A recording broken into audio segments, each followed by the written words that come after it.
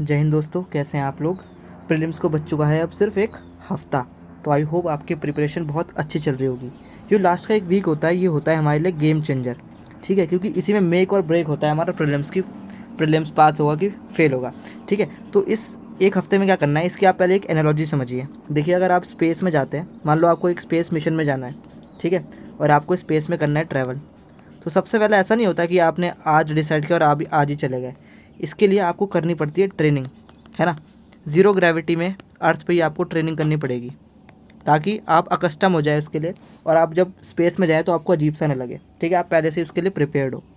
तो इसी की तरह आपको कुछ चीज़ करनी है इन लास्ट 7 दिनों में, ताकि आपका एग्ज़ाम जो है वो भी क्लियर हो।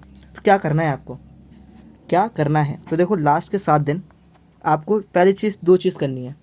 9:30 से 11:30 और 2:30 से 4:30, 9:30 से 11:30, 2:30 से 4:30 आपको पेपर सॉल्व करने हैं। इसी टाइम में क्यों करना है, क्योंकि यही टाइम है जिस समय आपका प्रीलिम्स होगा। 9:30 से 11:30 आपका जीएस होगा, 2:30 से 4:30 आपका सी सेट होगा। तो आपको क्या करना है, इन 7 दिनों में 7 पेपर लगाने हैं। ठीक है, मान लो फर्स्ट डे आपने 2019 का पेपर लगाया, तो 2019 का 9:30 से 11:30 लगाओ जीएस का पेपर। फिर 2019 का सी सेट लगाओ 2:30 से 4:30। ऐसा आपको एक्सरसाइज करनी है 7 दिन के लिए। अब ऐसा क्यों करना है, इससे क्या कुछ हो जाएगा, इससे बहुत कुछ होगा। सबसे पहले आपका माइंडसेट चेंज होगा। आपका माइंडसेट जो है वो एग्जामिनर के माइंडसेट से अलाइन होगा। अभी तक आप लोग मॉक टेस्ट दे रहे होंगे तो आपका जो माइंडसेट है वो कोचिंग के हिसाब से था, ना कि एग्जामिनर के। तो लास्ट 7 डेज़ में आपका जो माइंडसेट होना चाहिए वो एग्जामिनर के माइंडसेट के बराबर होना चाहिए। ठीक है, अगर आप ऐसा करोगे तो आपको PYQs में कुछ पैटर्न्स दिखेंगे। ठीक है, और वही पैटर्न्स आपको एग्ज़ाम में जाके लगाने हैं। ठीक है, तो ये तो करना है इस 2 टाइम में, और भाई यही टाइम फॉलो करना है ताकि आपको इस समय जो है आपका माइंड सबसे ज़्यादा एक्टिव हो। ठीक है, सी सेट में दिक्कत आती है लोगों को, क्योंकि इस टाइम लोगों को ज़्यादातर नींद आती है। तो आपको इसलिए प्रैक्टिस करनी है इन 7 दिनों। ठीक है, इससे बहुत कुछ चेंज हो सकता है। और जो बाकी बच गया दिन का टाइम, उसमें क्या करना है आपको, उसमें कुछ नहीं करना, रिवीजन, कुछ नया नहीं पढ़ना, सिर्फ रिवाइज़ करना है, स्टैटिक करना है और करंट अफेयर्स रिवाइज़ करना है। स्टैटिक और करंट अफेयर्स जो है वो ऐसे रिवाइज़ करना है कि बस आप उनको, जैसे ये बुक है लक्ष्मीकांत की, तो ये जो लाइन्स है आपकी आंखों के सामने से चली जाए।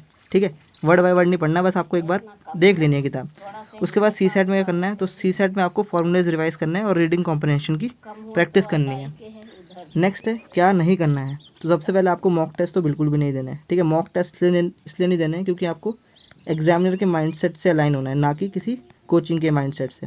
ठीक है, नेक्स्ट है आपको मैराथन सीरीज़ देखने को मिलेंगी अब यूट्यूब पे। ठीक है, इन्हें कहते हैं बरसाती मेंढक। ये प्रीलिम से 1 महीना पहले या 15 दिन पहले आ जाते हैं और बस मैराथन सीरीज़ चलाते रहते हैं। ठीक है, तो इन मैराथन सीरीज़ के पीछे नहीं पड़ना है, आप अपने स्टैटिक को रिवाइज करते रहिए। ठीक है, इन मैराथन में कुछ नहीं होता है। नेक्स्ट है, और एक और बरसाती मेंढक आएंगे, उनका नाम होता है मोस्ट इंपॉर्टेंट 100 MCQ सीरीज़। ये भी देख रहे होंगे आप, अलग अलग कोचिंग ला रही होंगी। तो इन्हें पता नहीं कहाँ से कौन इनसाइडर बताता है कि यही सबसे इंपॉर्टेंट MCQ है, तो इसके चक्कर में भी आपको नहीं पढ़ना है।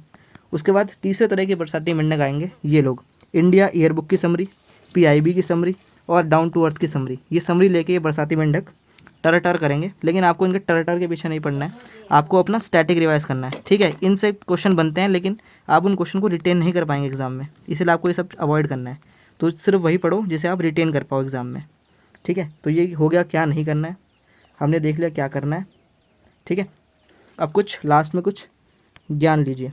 तो देखो भाई, सबसे पहले अपना जो माइंड है उसको एकदम काम रखो। ठीक है, अपनी मेंटल हेल्थ को प्रायोरिटाइज़ करो। अगर आपका आज तक भी कोई प्रीलिम्स नहीं निकला है, बार बार फेल हुए हैं, तो ये आपका प्रीलिम्स गेम चेंजर हो सकता है, क्या पता ये निकल जाए।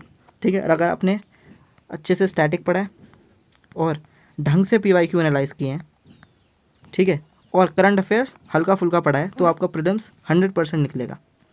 ठीक है, तो आपको क्या करना है, अपने माइंड को काम रखना है। ठीक है, तो ऐसी टिप्स आपको मैं देता रहूँगा, आप इनको फॉलो करो। सबसे ज़्यादा इंपॉर्टेंट टिप है इसमें ये वाली टिप, कि आप 9:30 से 11:30 और 12:30 2:30 से 4:30 तक पेपर सॉल्व करो। ठीक है, तो ऐसा करिए आप। तो मिलते हैं नेक्स्ट वीडियो में। Tata, bye bye.